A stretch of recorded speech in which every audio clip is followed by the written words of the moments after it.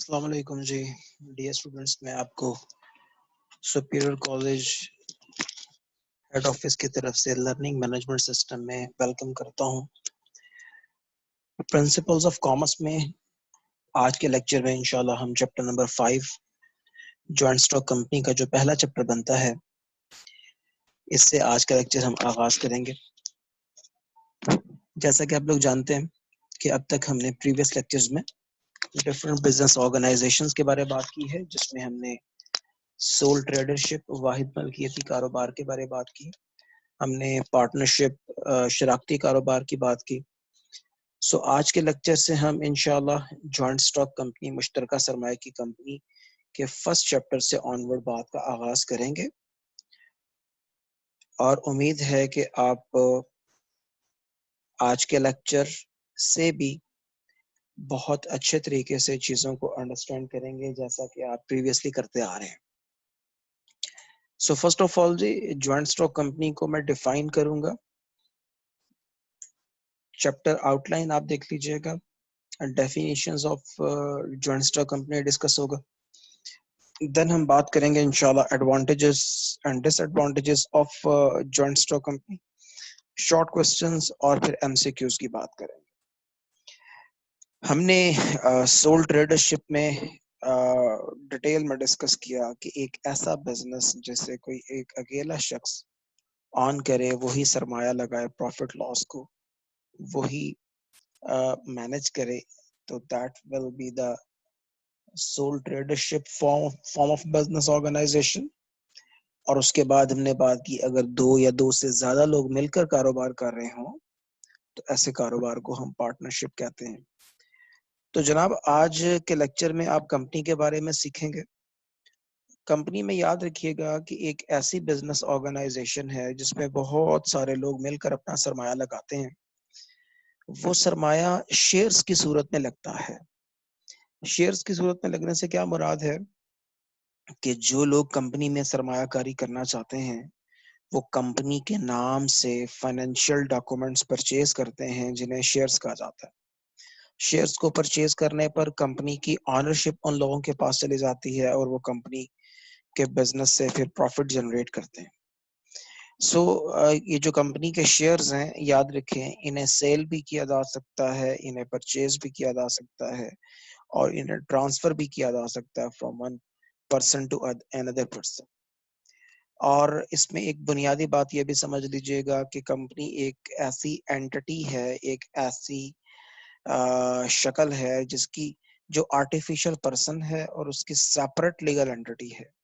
Artificial person से मुराद ये है कि we are being a human being, we are natural human beings. हम कुदरती अफराद हैं। कंपनी एक आर्टिफिशियल पर्सन है।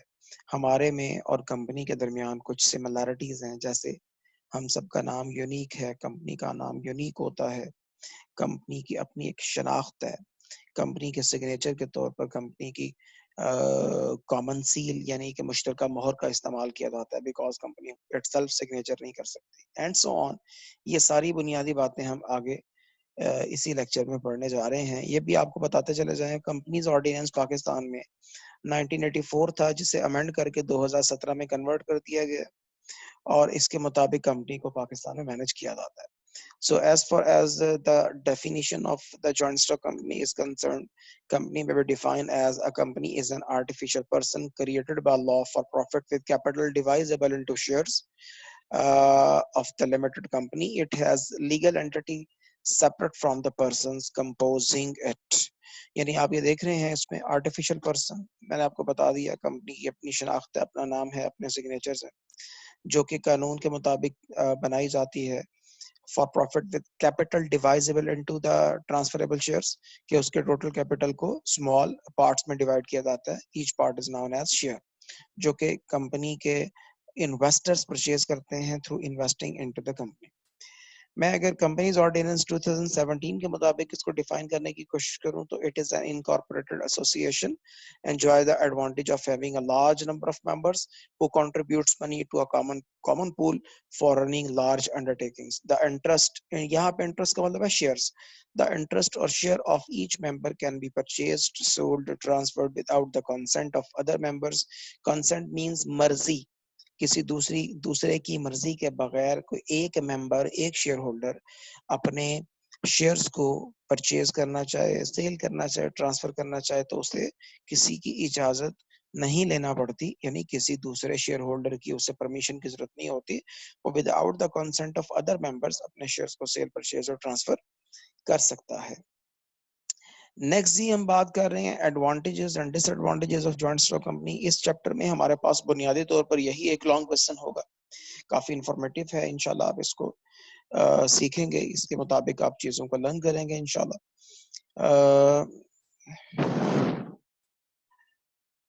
ले जी, हम सबसे पहले बात कर रहे हैं advantages of joint stock company.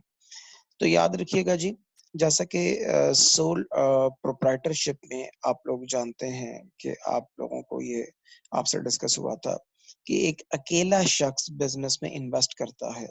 सो एक अकेला शख्स इटसेल्फ बिजनेस को बहुत ज्यादा पैसा नहीं दे सकता, उसकी कुछ पर्सनल कॉन्स्ट्रेंट्स भी होती हैं। जबकि अगर एक से ज्यादा लोग मिल जाएं तो पार्टनरशिप में ज्यादा कैपिटल होता है as compare to sole tradership. लेकिन अगर मैं कंपनी की बात करूं तो उसमें याद रखें larger capital, because there are so many shareholders in the company who contribute their capital, so that company has huge amount of capital to run the business because of its large number of members। जनाब, next हम बात कर रहे हैं जी expert services. Because a joint stock company has a sound financial position, so it may not only hire the services of qualified and technical person but also establish the research centers for quality products। Long life, जनाब ये बड़ा अच्छा point है कि soul tradership में अगर business करने वाले की तबीयत खराब होगी, उसकी डेथ होगी, वो बेचारा इंसॉल्वेंट हो गया और यही सूरत हाल पार्टनरशिप में पेश आ गई तो कंपनी अपना बिजनेस खत्म हो जाता है। जबकि कंपनी में ऐसा नहीं है, कंपनी में हजारों शेयर होल्डर्स डेली आ जाएं, डेली चले जाएं तो कंपनी की जिंदगी पर उसका कोई असर नहीं होगा। Because company has a परपीचुअल succession. परपीचुअल succession मतलब अबदी जिंदगी। तो कंपनी के शेयर होल्डर्स के आने जाने से कंपनी की लाइफ को कोई फर्क नहीं पड़ता। So a joint stock company has a long life if one or more than one shareholders die or become incensed or insolvent or sell their share or any or due to any of the problem, it make no difference to the conduct of company's business। Next है जी expansion of business. Large capital है तो business expand हो सकता है। हाँ, government income कैसे increase होती है जी, याद रखिएगा कंपनी पे different types of taxes to the government like income tax, sale tax, excise and import duty which increase the government income. Company में याद रखें जी, चूंकि पब्लिक कॉन्फिडेंस बड़ा हाई होता है, क्रेडिट रेटिंग इनकी बड़ी अच्छी होती है, तो company can easily avail the facility of credit through banks and other credit providing agencies. Democratic setup, याद रखें जी कंपनी में चूंकि कोई भी फैसला कोई एक अकेला शख्स नहीं कर रहा होता, with mutual consent of all the members company अपने फैसलों को जो है वो एग्जीक्यूट करती है। So due to democratic setup company के लिए बड़ा अच्छा हो जाता है, कंपनी फ्रॉड से बच जाती है। मशावरत की बुनियाद पे चलने से कंपनी में जो रेट ऑफ सक्सेस है वो ज्यादा होता है as compare to sole tradership and partnership. जी ये भी बहुत बड़ा एडवांटेज है कंपनी में, कंपनी के जो शेयर होल्डर्स हैं उनकी लायबिलिटी लिमिटेड होती है। In case of companies loss their personal property will not be sold out for the payment of business debts. जी करप्शन बहुत कम होते हैं चांस, क्योंकि कंपनी हर साल ऑडिट करवाती है। ये मैंने आपको जो अभी जुमला बोला है इसको याद रखिएगा, ये आपको एमसीक्यूज में भी पूछा जा सकता है। कंपनी के लिए कंपलसरी होता है कि वो अपने अकाउंट्स को ऑडिट करवाए। ऑडिट मींस कंपनी अपने अकाउंट्स को मेंटेन करती है। आफ्टर 1 ईयर एक इंडिपेंडेंट पर्सन के थ्रू उसको ऑडिट करवाया जाता है, जो आके ये बताता है कि कंपनी ने बुक्स ऑफ अकाउंट्स को ट्रू पेड किया है कि नहीं किया। That person is known as auditor, और जो वो काम करता है उसे ऑडिटिंग कहते हैं। तो कंपनी के लिए ऑडिट करवाना जरूरी है। जब ऑडिट हो जाता है तो कंपनी में किसी किस्म की करप्शन और फ्रॉड का चांस नहीं रहता। एम्प्लॉयमेंट अपॉर्चुनिटीज, यस, कंपनी चूंकि लार्ज स्केल बिजनेस कर रही होती है इसलिए हजारों लोगों को कंपनी एम्प्लॉयमेंट अपॉर्चुनिटी प्रोवाइड करती है। So all about the advantages of joint stock company. अगर मैं बात करूं डिसएडवांटेजेस की, तो याद रखिएगा जी कि कंपनी के बहुत सारे डिसएडवांटेजेस भी हैं। मोनोपोली कहते हैं अजारादारी को। समटाइम कंपनियां अजारादारी बना लेती हैं। अजारादारी से मुराद ये है कि एक ऐसा सेटअप जिसमें कंपनी किसी दूसरे सेलर को मार्केट में नहीं आने देती, या कंपनी की जो मार्केट पेनिट्रेशन है वो इतनी ज्यादा स्ट्रांग हो जाती है कि कोई नया सेलर कंपनी के मद्दे मुकाबिल मार्केट में आना ही नहीं चाहता। So due to monopoly company exploit करती है by increasing the prices of their products. दूसरा याद रखिएगा जी, नेपोटिज्म मीन अकरबा परवरी, दूसरों को नवाजना, यानी इनएफिशिएंट लोगों को नवाजना। So in joint stock company the directors of company often employ their inefficient in and incapable relatives on key jobs of the company. As the result of this conduct, the cost of production increases and company faces heavy losses. दूसरा याद रखिएगा जी, company में जो decision making का time है वो बहुत ज्यादा लेंथी हो जाता है। शेयर होल्डर्स की मीटिंग बुलवाई जाती हैं जिसमें स्टैट्यूटरी मीटिंग है, एनुअल जनरल मीटिंग है, एक्स्ट्राऑर्डिनरी मीटिंग है, और उन मीटिंग्स में ही डिसीजन मेकिंग होती है। अदरवाइज कोई शेयर होल्डर अपने तय किसी भी किस्म का फैसला नहीं कर सकता। सो बिजनेस में जो डिसीजन है वो काफी लेट हो जाते हैं। सिक्रेसी बिल्कुल होती नहीं है बिकॉज कंपनी को अपनी फाइनेंशियल पोजीशन अपने शेयर होल्डर्स और पब्लिक के सामने रखनी पड़ती है। आफ्टर एवरी 1 ईयर उनको अपनी फाइनेंशियल पोजीशन पब्लिश करवानी पड़ती है। So there is no concept of secrecy in the joint stock company. Some time expenditure बड़े हैवी हो जाते हैं जो कंपनी की प्रॉफिटेबिलिटी को कम कर देते हैं। Double taxes, yes, is another very important concept और disadvantage of joint stock company. Company को अपनी इनकम पे भी टैक्स पे करना पड़ता है, और जब कंपनी अपनी इनकम में से जो प्रॉफिट जनरेट करती है उसको डिस्ट्रीब्यूट करती है among the shareholders as a dividend, तो उन्हें फिर उस डिविडेंड पे भी दोबारा टैक्स पे करना पड़ता है। So the profit of a company is subject to double taxation.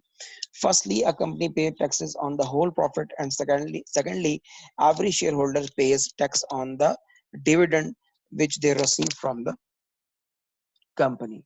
दूसरा याद रखिएगा जी, फ्रीडम मतलब आजादी कोई नहीं होती। कोई भी शेयर होल्डर अपने डिसीजन मेकिंग दूसरों पर नहीं थोप सकता। कंपनी में जो फ्रीडम है वो as compare to sole proprietorship बहुत कम है। अकेला शख्स अपनी मर्जी से काम कर सकता है, कंपनी में ऐसा मुमकिन नहीं है। So a joint stock company cannot perform its function freely because there is much interference of the government in the affairs of the company, and the creditors may also influence the working of the company.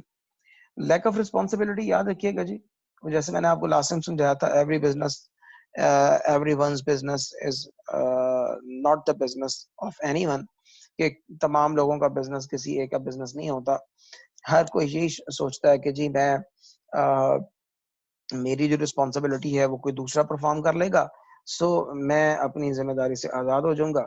So there is a lack of personal interest and responsibility among the employees of joint stock company. In case of any mistake, everybody tries to transfer its responsibility to other person, यानी वो हर कोई शख्स जो है वो अपनी जिम्मेदारी दूसरे पर ट्रांसफर करने की कोशिश करता है ताकि वो बच जाए।